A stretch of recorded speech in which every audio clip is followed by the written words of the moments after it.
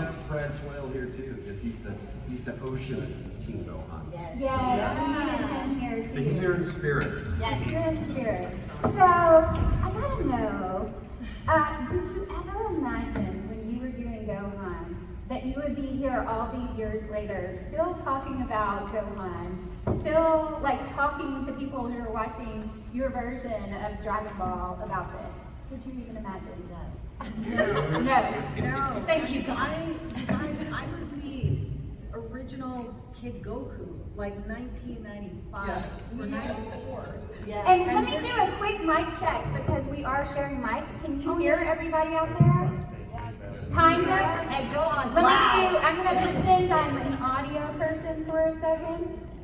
Oh, what I'm a great not. idea by you, Louise. I know, well, so just let us know before we get the panel started. So if they share the mic like this, can you hear? Let's do a mic check. Are we okay now? Ooh, yeah, that even sounds better. Yep. Okay. Check. So, I want them to be able to hear this magic. Yeah. The show was. I listened to the Japanese voice for. She's amazing, right? Yes. She did Goku Gohan. So much amazing work, and that's who I listened to. And then they directed me away from what she sounded like to be grittier, like a little more like that. Yeah. Because I wasn't super high in my register, and I did the work and loved the work, and never would have imagined that you guys would be fans of the work this long after. And we did Goku and Gohan, and it got bounced around all over North America. Yeah. It did. And then we were doing it again, and then it was in Texas again. And I mean, those little characters and their iterations, like, I'm blown away that we're all celebrating them. I was so blown away.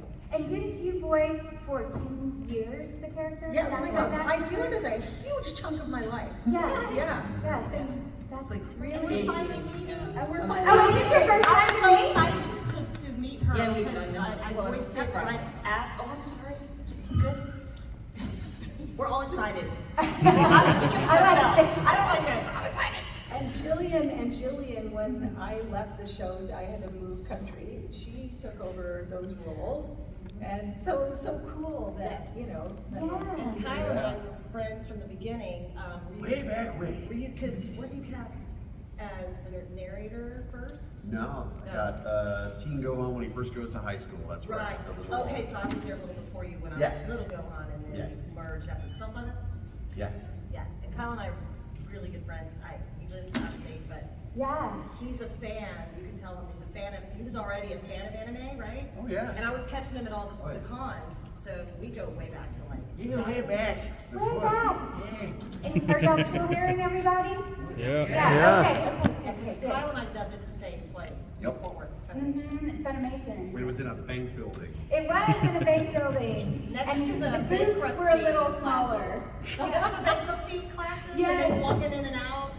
Chapter 11. Yes, they did have bankruptcy classes, and we were recording. And it just grew and grew. I remember it was booth A. And the corner of this room, then booth B, then booth C. It's like we're growing, and it was still small then. It was. Yeah, that was our recording space. What about yours? GT. Like Saffron and Juliet? What was your recording space like? Speak to the condition of the ocean building. Julian, everybody. Julian, come on.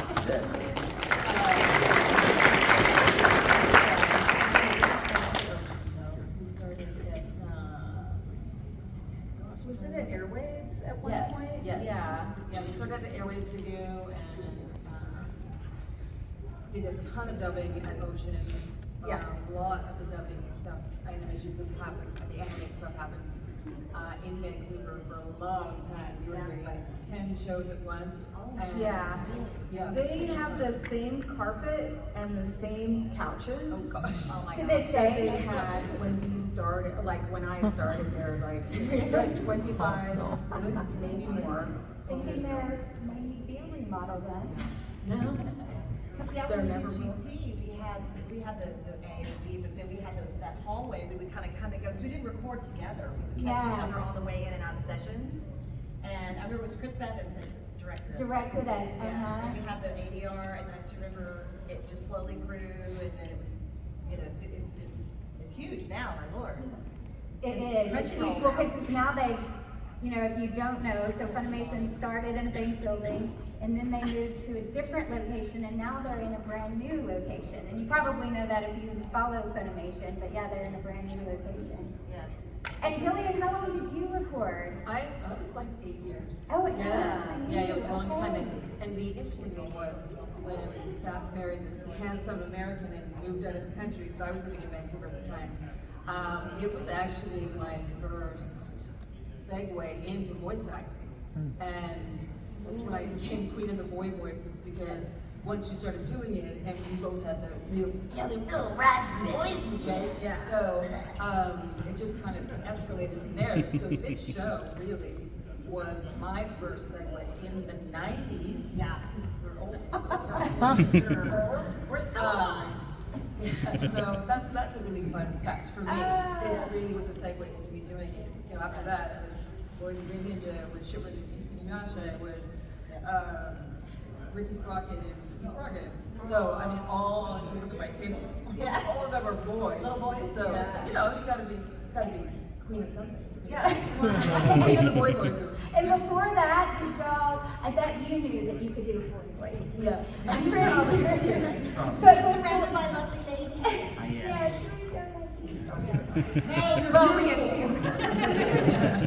By the way, we are going to open it up to questions. So be thinking, get your question. We're going to start with VIPs and then get to other questions. But so be thinking about your questions. So I want to hear from you too. But before that, did y'all know that you could do boy voices, or was this your? I mean, you said it was your leap into boy Yeah. voices. And can we hear your voices? I did voices for fun as a kid. I was a mimic and I carried around a tape recorder and I was doing my own shows and playing piano and singing, and I was just a ball of creative energy that my stepdad was like, but so I was doing voices for fun. I was mimicking, and I still to this day mimic. I mean, just around the house. Like, if I don't do it well, I move to the next one because I'm very, very, very ear, right, guys? Yeah. I mean, I know if I can nail that one, and how did I do that? And I learned at a very young age that I could do all these voices, but I had no idea that I would be a voice actor for a living. Like, as I was, I talked to Saf. We're singers, so I started in music. And did you? I think that we had a comment, and Your the ear, raspy yeah. thing is something Yeah, they part of told that. us to do, because I came in and auditioned all the females. I didn't know what Japanese anime was, I didn't know what Dragon Ball was, they didn't show me any pictures. I just went in and they said, "You're doing the voice of a little boy," and I gave them one, and they said, "Rasp it up." Yeah. And some of the fans are like, "Why is he so raspy?" It's like, some of the fans don't like that. but Well, that's they how we were directed Yeah, the we first, were, yeah. because I did it, you Yeah. know, like first after the Japanese, and I thought we would be trying to sound like the Japanese Yeah. voice. Yeah, like mimicking that. But that's not what they wanted. No. So that was like a production decision, very North American Very. decision. Yeah. And I Very uniquely different voices. I questioned it at the time, but it was also my first boy voice. Oh, it was for you? Yes, and Oh, I didn't know that. I was already doing animation work, Yeah. but not ADR. And we really worked on that voice. I remember thinking a little bit about Rudolph the Red-Nosed Reindeer. Oh, yeah. I remember thinking right? That just that tiny bit of that. So it took some time. Well, that's interesting because I hear that question, like, do voices do you get it immediately or ever work with the director? So it's interesting that you worked with the director to come up, I'm assuming. And the client, right? Because that's the thing, is like they had to accept that there was a new take on that amazing energy.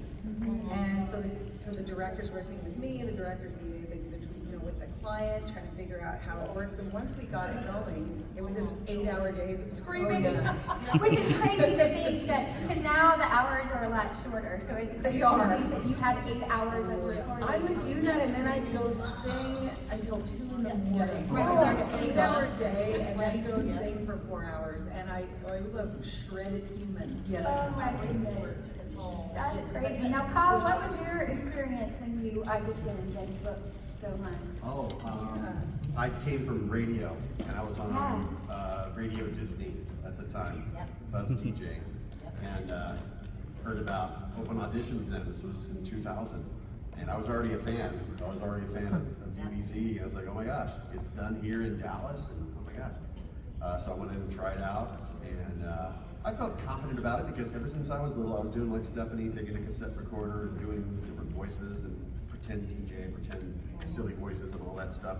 And then I grew up and learned that it's not about doing silly voices. You've got to have an acting foundation and all that sort of thing. And you know, hopefully a modicum of talent and luck and being in the right place at the right time and all that stuff. So, but we were doing very theater of the mind things on Radio Disney. So we're doing a lot of character-based stuff. And when they asked it at the auditions, like, do you have any acting experience? Like, well, Radio Disney. Like, yeah, that counts. Like, okay, good. Yes, yeah, that worked out great. So I felt like I wasn't nervous thinking, oh my gosh, I hope I get this. It's more like, I'm finally having an opportunity to do what I wanted to do since I was a kid. So like making a dream come true. And it's like, I'm living it to this day. We were I'm so building a grateful. resume as we were all growing up. Oh, Because I look yes. back at the theater and the, Yes. you know, the talent show and the community theater, whatever you do that. Sure. It all encompassed, you know, who you are. It's like a living resume. Yeah. And I look at it now, I don't know about you guys, but like, it's like I was working towards it and I was learning how to be what I became. Which is kind of cool because, I mean, I've talked to so many of you who have said, oh, I've been doing voices, got our attention over there. I've talked to so many of you, either in years past or this weekend already, who said, oh, I've been doing voices since I was little, or I do voices. And so it's cool to hear you say, that's what I was doing, and now I'm here. Yeah, I think so. And so if you're interested, that's where so many of us started.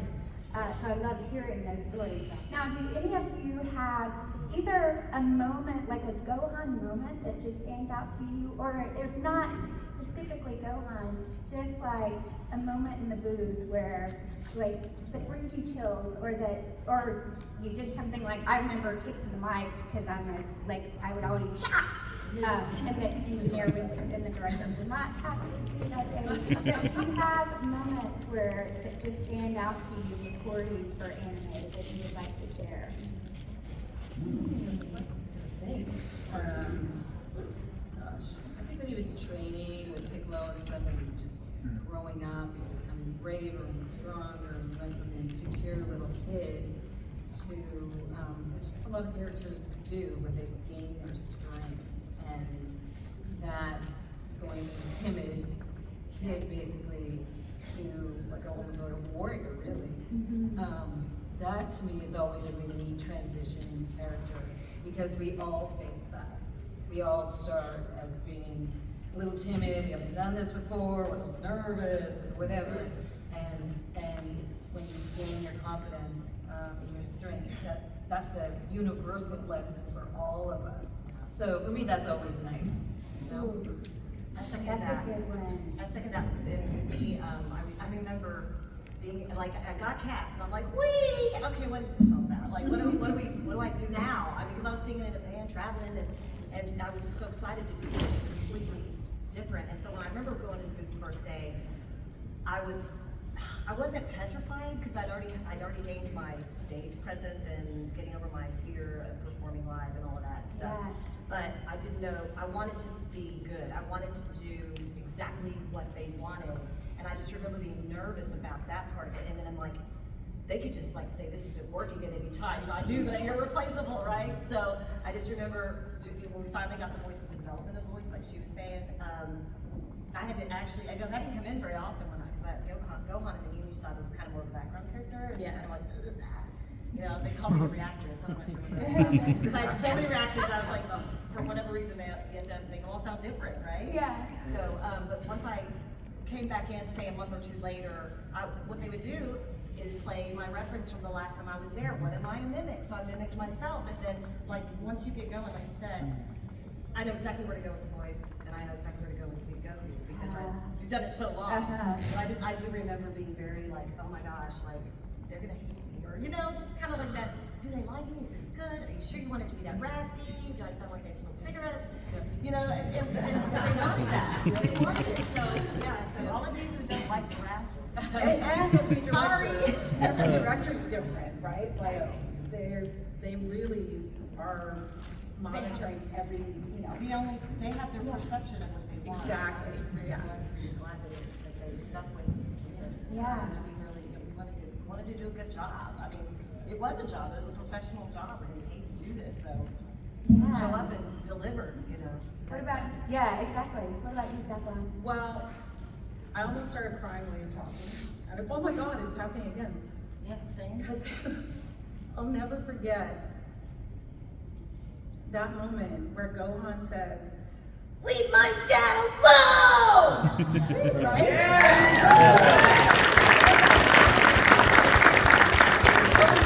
my God. Like, that wasn't my best performance, but it was so, it is so meaningful to me, and I feel like that is a connection point for a lot of you with that character probably, is when he is ready to kick butt for his dad, and he has done this training, and he's been this timid little guy, and I've seen my own sons do that and come through cathartic periods where they would defend their parents and kill for their parents, which is like this, even when you're a little kid, if your parent gets, it's like it's very moving as a parent to, when your kid gets that way, whether they're 7 or 5 or whatever, they want to protect their parents.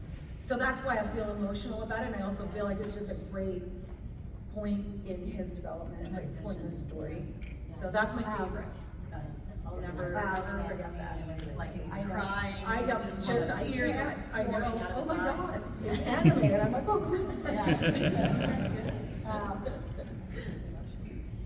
I mean, that's the great thing about anime and good storytelling is when it connects to you and has resonance. And that's what I've seen through the years through talking to the awesome fans around the country, around the globe, and just watching as a fan myself and seeing the great character aspects that a character like Gohan has. He's had all these different aspects of him, like the Great Saiyaman, you know, he's this big dork. I love it. Great Saiyaman! He's doing this just like, I'm a superhero. He's doing it like, I sound like Gary Owens and the whole day, like the Hall of Justice. Oh, God. It's like, why is he doing that? Why does he have to pretend to be a superhero? I mean, this is like, this is a world where you have these giant fights and there's dinosaurs and there's talking animals, but Dad, we can't have the people find out that I can fly. What? It's very amusing. But yeah, all these different aspects of him was like, this is so cool. It's like, you relate to Gohan. I was like, I relate to aspects. Obviously, I don't look like him, but I'm the big dork. I like how he's just this innately good person, and he's a way better father and husband than Goku. Yeah, he's like Dad, you know, his real dad was Piccolo. Let's just say. I think the other was no Piccolo, that would be the other one, Yeah. right? Like where you're just like,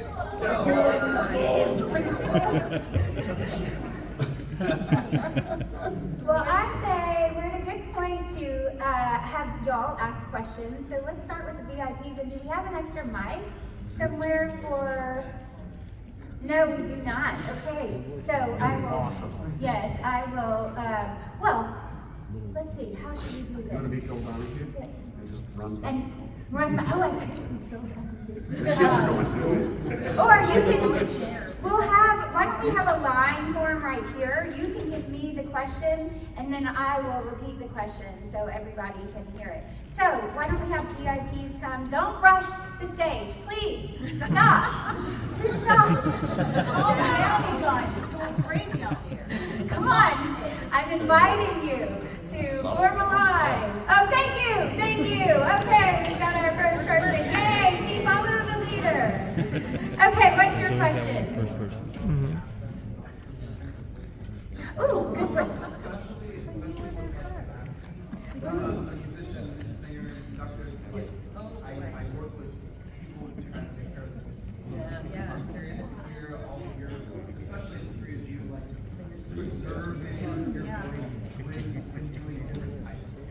Okay, I know they heard, but I'm going to repeat. I'm going to do my best to repeat.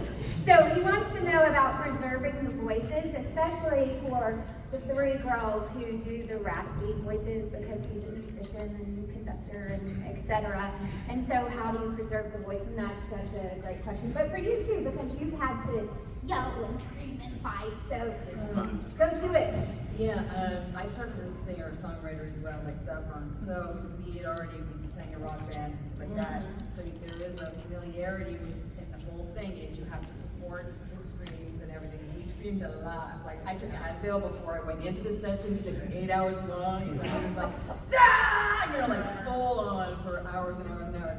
So, but you have to support it. You can't just come from here. That'll kill you every time because we are to get that rasp. Like I talk normally with the rasp a bit, and Saf does too, but you're pushing your vocal cords together, and then we're higher in our register for the most part. So you're kind of like stretching them. So you really have to watch it. You have to stay super hydrated. That's a big one.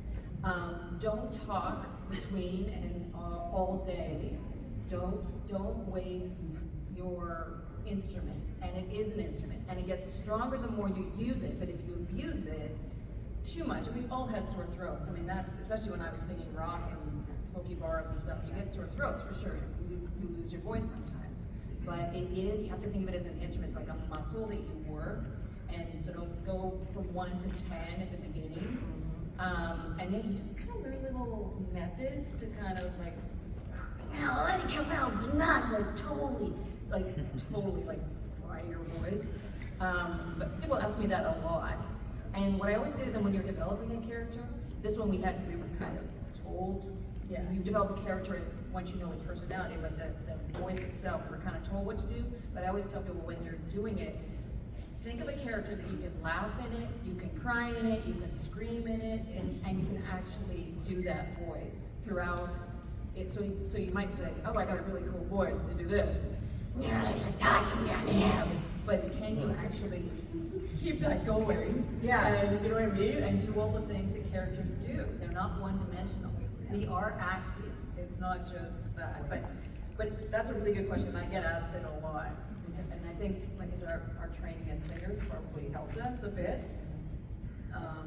Anyways, I have to say the same. I sang in rock bands. I started singing as a kid and then got my first job singing in a band in college at 18. So I was rocking the voice, well, like I said, as a kid too, but singing it on the week. What happened with me, particularly in 1990, end of 98, first of 99, is I was traveling with internationally known show band called Vince Vance Medallions. They've been around 50 years, and I had just joined that band and was working with them literally like 260 something days a year. We were traveling, sitting on airport floors, rocking it. Thank God I was young. I was in my 20s. But then when I got cast, I'm like as singers, we're using our voice, we're utilizing it. I could bounce back literally overnight, because I was constantly using my voice. But I did rest it. I did drink a lot of water. Sleep is essential, you guys. And I'm insomnia right now, but sleep is huge. My most trying work, which I think these guys might agree, was when we were screaming and yelling as Cell Saga, Gohan. I mean, and forever. Thankfully, we had directors that would sometimes put those to the end. I don't know if you did. Yes. And then we would just blast our voice. And but thankfully, I don't know if you guys ever had to cut a session. I was able to never have to leave early or, hey, I can't do this. But yeah, just taking care, using your diaphragm, and pacing yourself like you're running. I mean, because you have to do all those emotions as that character. And so I second all of that. And being a singer, I don't know if you guys noticed that pacing, matching the dubbing, having that natural rhythm was very helpful coming from a musician background. It's all music. Yeah. And then it's just like she said, don't just push from your throat. You gotta use your whole, I mean, I had to use my whole body. I was like, ah! Like Elise when you're doing pan. I try not to smack the mic. I gotta say, I almost lost my jingle singing career over it. Oh, really? Because I was, doing 8-hour sessions and then singing live. And no matter how good your technique is with that kind of voice, there's really no way to do it cleanly. There's nothing, I mean, yes, support, yes, stay hydrated, sleep as much as you can, but know that it's just a higher cost to your body than where your speaking voice sits. So if you can, when you're developing a character that has to be raspy, choose how raspy, when raspy. Maybe there are moments where it's like, I've never met a girl before, right? Where that's, but then he's like, yeah, as well. He's still that guy. But if you don't have to incorporate it into every line, then it's very helpful. Yes. And it's also natural, because I'm a little raspy, but not all the time. Are y'all more raspy now? I'm actually naturally, like my voice was higher in my 20s and 30s. And it's just Yeah. naturally coming to a resting place that is indicative of Gohan. But I can use it to my advantage, you know, when we're singing like R&B. What you want, baby, I got it. You know, do y'all feel like your voice is sorry, I'm not the. I don't know, I kind of had 2 years off during the pandemic, so, Yeah. for singing, so it was like, oh, wow, it's so light now. But my dad, came back. yeah, my dad is a rock singer, and he's 77 and has been gigging for 50 years. Wow. And he told me very early on in this whole adventure, you gotta burn it in. And that's what these guys are talking about. You kind of toughen, you callous yourself just a tiny bit. And a voice doctor would not like it, but that's what we're doing. So to answer your question, we've told you so much, but there's no real way to avoid burning it in. Having a little bit of damage, but a lot of control. Kyle, what about you? Yes.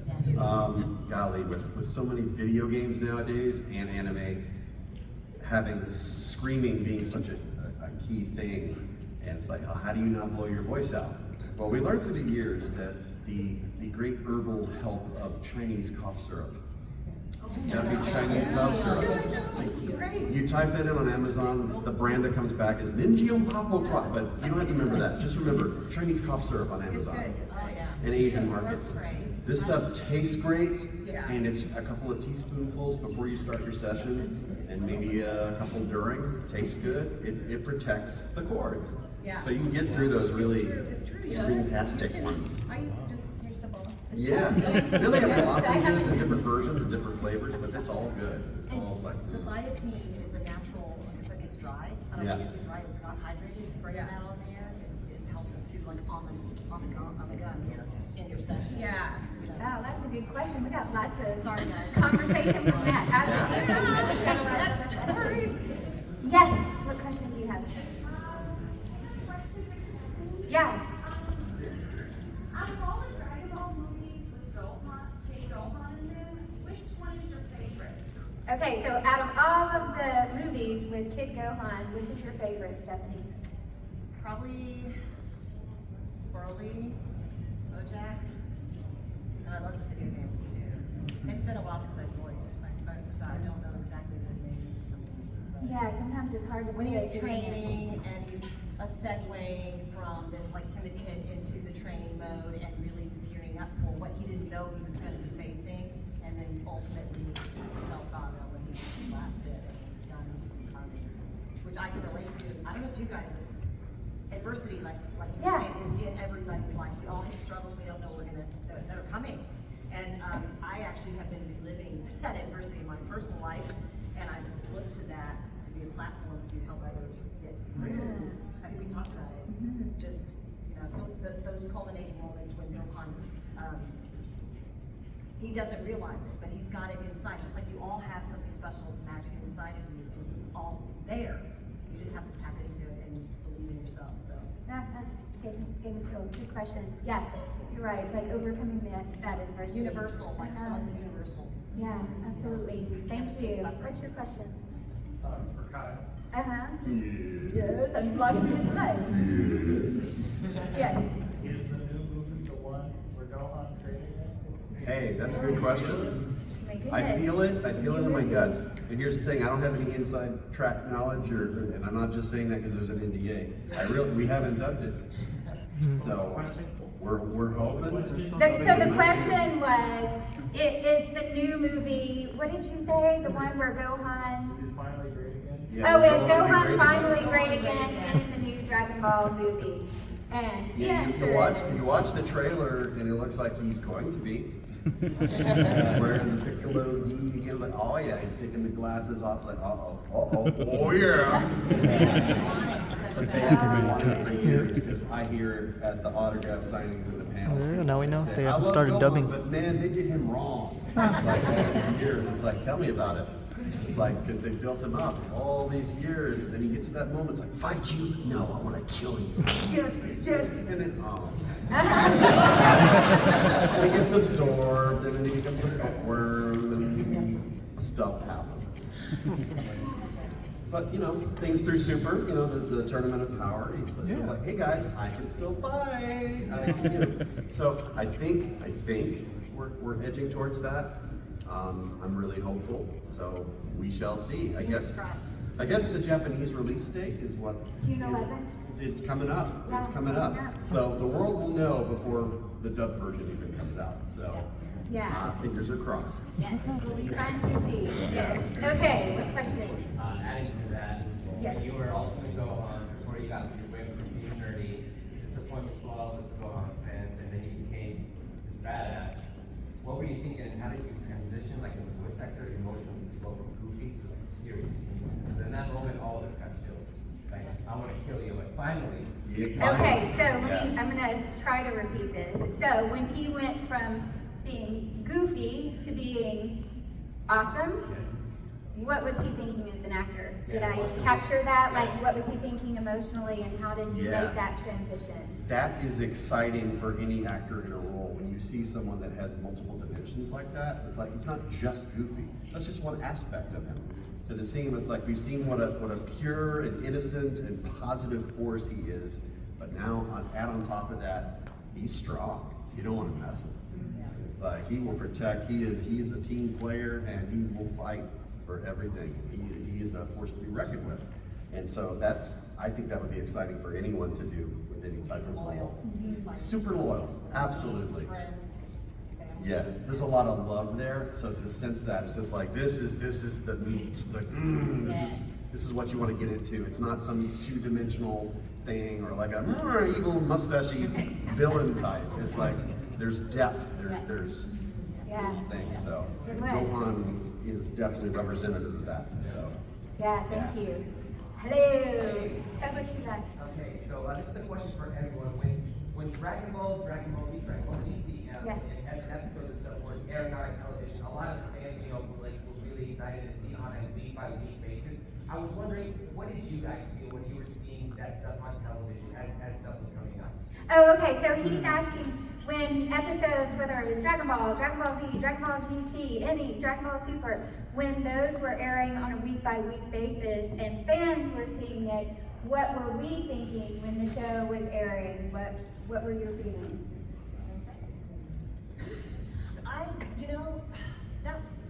I'm trying not to get all emotional here. I was cast as Gohan right before literally when my mom was diagnosed with leukemia from environmental damage from what we were doing in Kansas. And I'm just so glad she was alive to see me get to voice a character, because she'd heard me doing it, like, Stephanie, gosh, shut up, my whole life, and I'd be in my bedroom in trouble crying, and then I'd be like, oh, what are you doing in there? I was just voice, everything was voice. I got in trouble in school for talking. It's like, but I got to see on the TV with her, she had been through chemo, she had a little cap on, she lost all her hair, we were watching it, and she was like, what's his name again? Is it Gohan? And we lost her like 2 months after that, very suddenly. And so that was a crucial moment for me, and I've had to just kind of be this orphan. But through this Gohan character, and at that moment, I was like seeing it on TV. It wasn't a dub in England or Italy when I was traveling. I saw it in Spanish on the TV. It's crazy. I'm like, this is all over the world. What is going on with this show? But so for me, it was like this, hearing your voice on the TV, like it's not on the, you're not putting the tape in, the VHS tape. But and then I was traveling on the tour bus with my band, and we would put these in. We put because Gohan at that time was like, and the bus driver would hear it, he'd be cracking up. What is going on back there? It's like, what are you doing? So for me, it was just to see it on the screen as opposed to like me like looking it up like I do clips on YouTube. For me, it was very like, oh. For real. Like, that's me. Like, and your voice. like the jingles and you hear it, it's like, you're cooking out on the radio, like Yeah. the radio we were doing, Yeah. yeah, so it's like, for me, it was a very, just, I can't even come up with a word. Yeah. To be there with my mother, who's fighting for her life, and we saw it right there together. That's amazing. What about you, Julian? I'm just trying, I would ask you, is it confusing for you guys because the voices have changed and you know what I mean? It's, as it's gone from different ones, because I wasn't in all the Dragon Balls, you know, I was in Dragon Ball Z or whatever. And so, is it confusing for you guys when they jump from different, Or we get words? I think when I was younger, I didn't even notice it. Okay. Right, You guys did a good job. Well, when Yeah, I took I mean, it for that's a good Sass, question. I had to sound like her. Oh, yeah, because I. Which was seamless, yeah. Yeah, that's what we do in Vancouver when you have to, in this case, she moved out of the country, she wouldn't have been replaced, and you have to mimic them. So I had to try and sound like her, which, But we knew each other so well. Yeah, I think it's exactly. like pretty easy Yeah. to get in each other's headspace. Yeah. and to get in Oh, each you other's did? Vocal space, Yeah. yeah. That's yeah. pretty we cool. sang together. Yeah. See, I didn't get to mimic you. I just heard you after, and I found Oh. out that we were very similar anyway, because the directors knew. They had So they directed you just guys. didn't play you the voice. They didn't give me any reference. They just said, go. Interesting. Oh, that's interesting. And I was just like, how about this? Is this good? You know, it turned out to sound a lot like you. So they just created, okay. They didn't want us to, did they do it with you? They didn't want us to, they didn't want a reference. They wanted to start from scratch there at Funimation and have all these voices. Tyler, you sound nothing like you do. Not impressed, sir. Seamless. Yeah, I didn't have to voice match anyone, luckily, it was just my take on what I thought Gohan would sound like older. It's like, I had this raspy kid, so it's like, I'm gonna have this raspy Yeah. character Yeah, thing. nice. Carry on with it. Yeah. So it's like, that was good.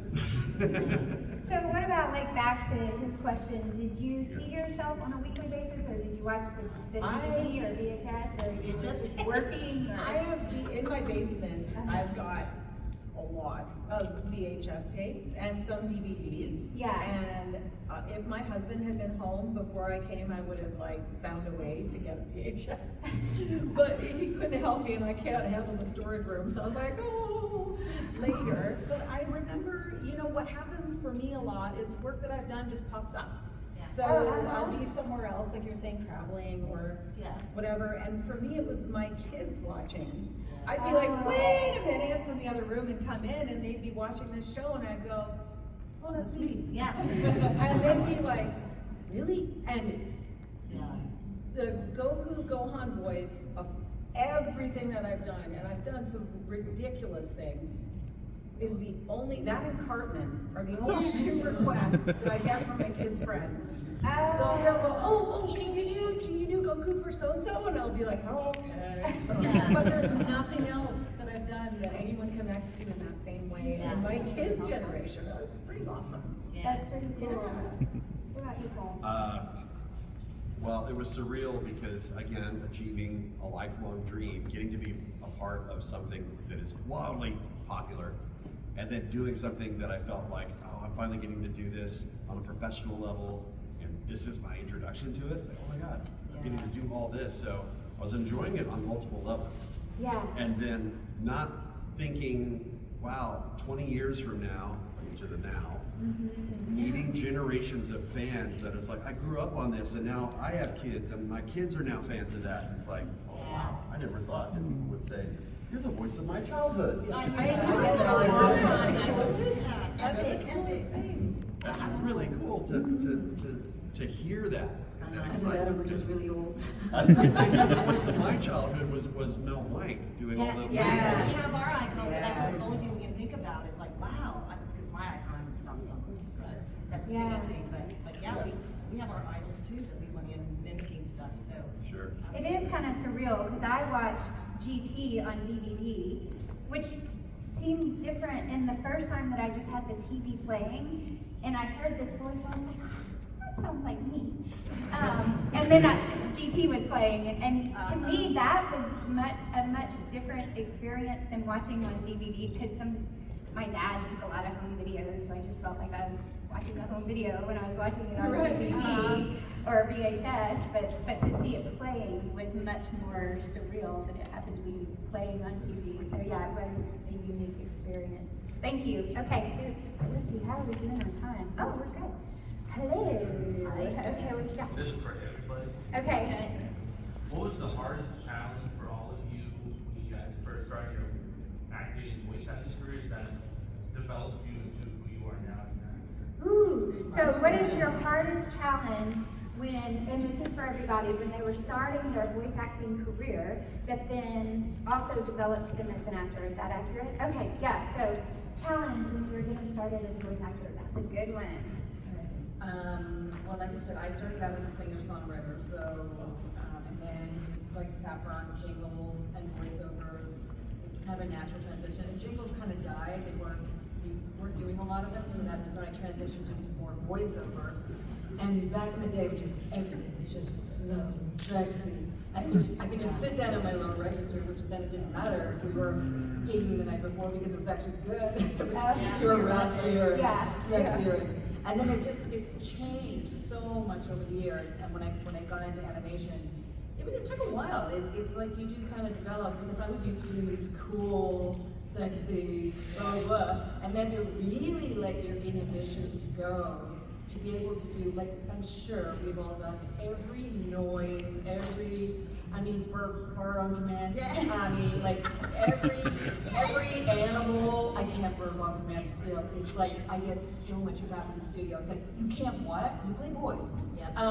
But it's a development, and gosh, it does take years, but I think the biggest thing for me was not only really realizing that you're not just developing a voice. That's only one part of it. Then there's the whole part of the real acting. What would they do? What would they feel? And how would they react in this situation? And I've had directors that I've worked with later that have known, like we're doing more Inuyasha stuff, and he'll say, well, what would Chippo do? And I'll say, I'll tell you exactly what you do. Because you've done the character for so many years that you're actually, you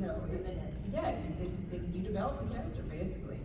But I think the biggest thing at the beginning for me was literally just being okay. It was just like being a total goof and letting it go. And I had an elastic voice anyways, so, and imitated people when we were singing.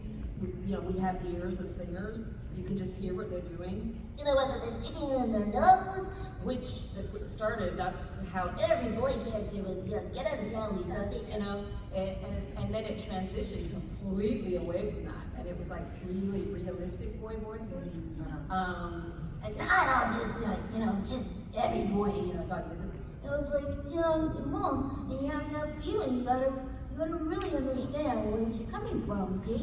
Well, no, I didn't put it there, so it really transitioned over the time. But like I said, for me at the beginning, it was just being able to be a total goof, like, what?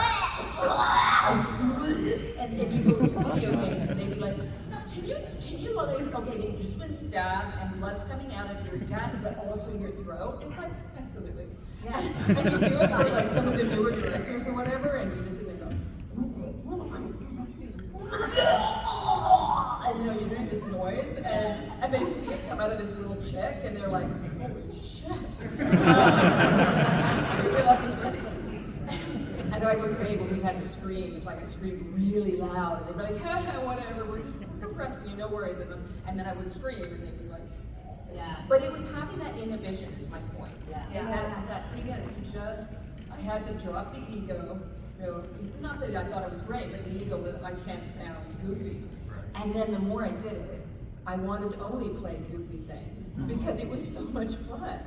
And gosh, I guess that's kind of my thing. Sorry. The hardest part of mine was obviously, getting over that hump of like, okay, I've been performing since I was like 4, not professionally since 4, but I've been putting on shows for my family and all, but growing up, and then here I am I'm in the booth for the first time, and I'm like, holy crap, what am I doing? How do you do this? Like the beats and the matching the claps, and I had to learn a whole new way of performing. And as like she was saying, when you have the background of doing it for so long, and then you kind of know the character development through the story, through the director's eyes, it's like you become like multidimensional, and then that's like she said, the acting kicks in. You've got to have that act. You can't just do.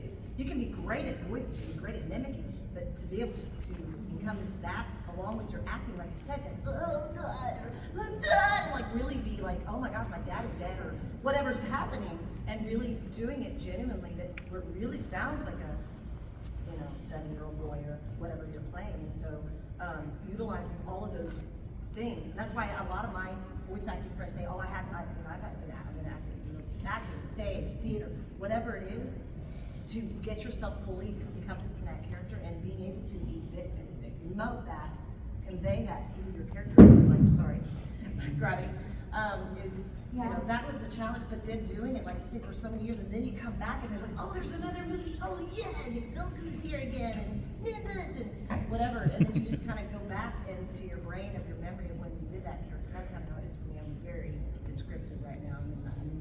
In the mood. What about you, Saffron? Can we just have I know we're trying to tell you guys. So many challenges along the way. I mean, ADR teaches you timing. It teaches you how to squeeze like emotion into a little lip flap, and I thought that was a great challenge. Yeah. I really enjoyed the workout of it. But video games was fantastic for rapid fire lines, and like I did EverQuest, and I did like 5 sessions on that game, and I died approximately 94 times. Short, medium, and long. I died short, medium, and long 94 times, and I was like, you guys, like, you can't ever hire me again. I don't think I could die any different way. And they're like, oh no, we'll be back. So that too is a great challenge, and switching in and out of characters for video games is really fun, because you're dying like, about 94 different people. So I really enjoyed that challenge. Yeah. I think the biggest challenge for me in the beginning is just getting used to the fact that it's freelance work. So when you're not working, it's not because they don't like you, it's just there's no more, you record and then you're done. And you audition's no pay, so you audition 9 times out of 10, you're not gonna get hired. Again, not because you suck, but because you're just not what they're looking for.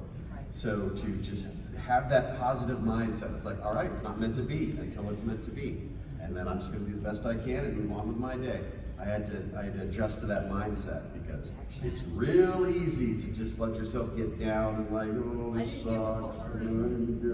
It's like, you can't think like that. When you're in the world of freelance and you audition to be an actor in anything, you do the best you can and try to put it out of your mind. Let go. Just let it go. No news is bad news. Well, you get that one. All you can do is do the best you can in that little window of opportunity for the audition. So that's always why you hear us talk about be that best actor you can. And when you're waiting, just don't expect to get a lot of calls. No, but can I add to this? Yes, please do. I just want to say that you all have a unique voice. Everyone's voice is different, and the reason that we don't get picked is that someone else's unique sound was just perfect for it.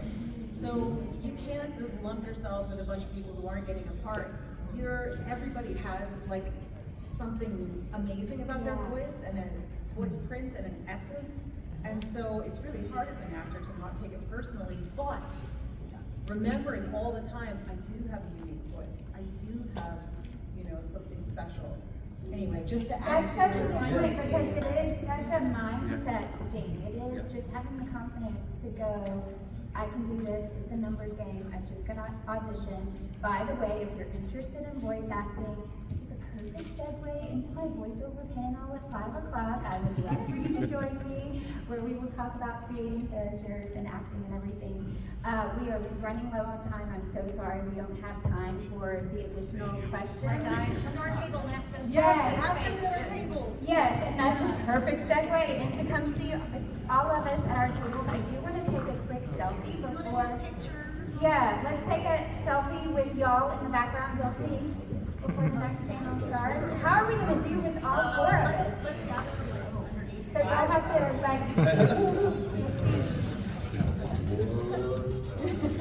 oh, let's see. Can we all get? I'm missing. Okay, y'all ready? Everybody go! 1. I can see y'all in the background. Oh, okay. Good. Okay, ready? 1, case we're in. Yep. Okay. But hey, Got him. yes, yeah, we'll do that. Thank you for joining us. Let's give the actors a big round.